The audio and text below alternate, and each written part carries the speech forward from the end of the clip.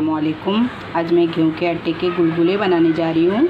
तो चलिए बनाना शुरू करते हैं।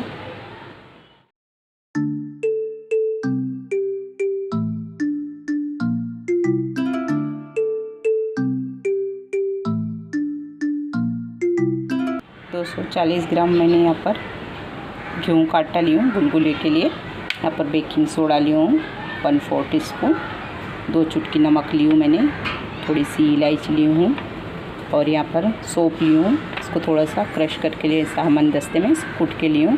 ये 100 ग्राम गुड़ है और 1 गिलास पानी उठ के लेंगे। गैस चालू करी हूँ मैंने और साथ साथ गुड़ इसको पका के लेंगे। अच्छे से पिघल चुका है। मैं गैस बंद कर रही हूँ और इसको अच्छे से ठंडा होने के बाद इसको अच्छे से छान के लेना है छन्नी से।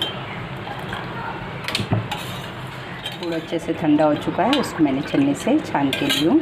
इसमें ऐड करेंगे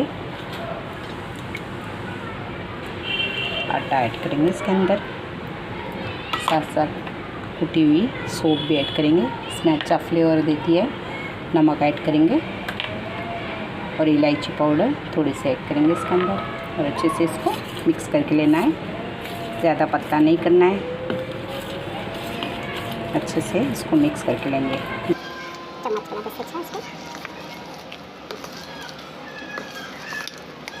देख सकते हैं अच्छे से मैंने इसको मिक्स करके ली हूँ आटे को। इसमें डालेंगे हम बेकिंग सोडा, खाने वाला सोडा ऐड करेंगे इसमें।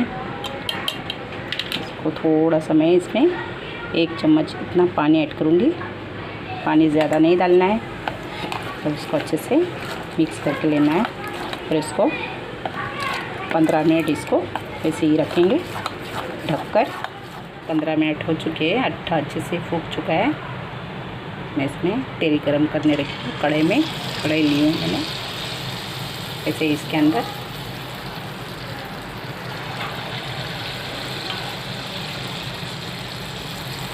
आटे को इसके अंदर हम डालते देंगे।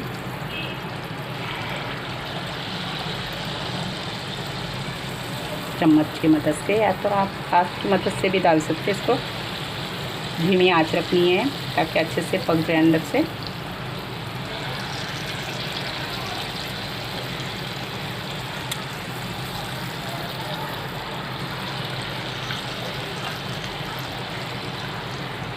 ऐसे ही सब डालेंगे इसको।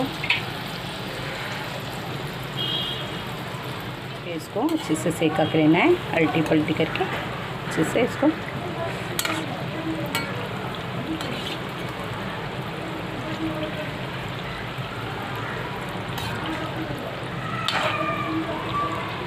ऐसे ही थोड़ी थोड़ी करके इसको अच्छे से फ्राई करके लेंगे हम।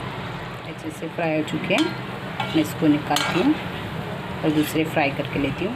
यहाँ पर मैंने गेहूं के आटे के गुलगुले सर्व की हूँ। आपको मेरी रेसिपी अच्छी लगती है तो लाइक कीजिए, शेयर कीजिए, सब्सक्राइब कीजिए, कमेंट कीजिए और मेरे चैनल पे नए हैं तो ज़रूर सब्सक्राइब करना, दुआओं में याद रखना। अल्लाह हाफिज़। देख सकते हैं आप कितने सॉफ्ट बने, एकदम नरम,